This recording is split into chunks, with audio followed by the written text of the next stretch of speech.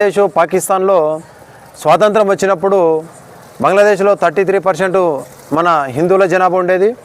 అలాగే పాకిస్తాన్లో 17% ఉండేది. ఇప్పుడు ప్రస్తుతం పాకిస్తాన్లో 1% ఉంది, బంగ్లాదేశ్లో 10% మాత్రమే మిగిలి ఉంది. ఎక్కడ పోయినారు వీళ్ళందరూ అంటే బలవంతంగా మత మార్పిడులకు గురి కావడం జరిగింది, లేదంటే చనిపోవడం జరిగింది. మన దేశంలో మనకు స్వాతంత్రం వచ్చినప్పుడు 88% ఉన్నటువంటి హిందువులు ప్రస్తుతం 68%కి తగ్గిపోవడం జరిగింది.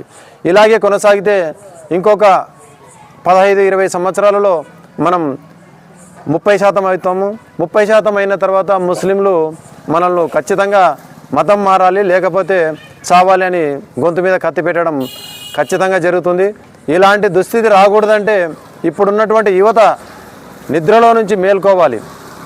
నిద్రలో నుంచి మేల్కొని ఓన్లీ వాట్సాప్లో లేకుంటే యూట్యూబ్లలో అక్కడ ఖండిస్తే కాదు,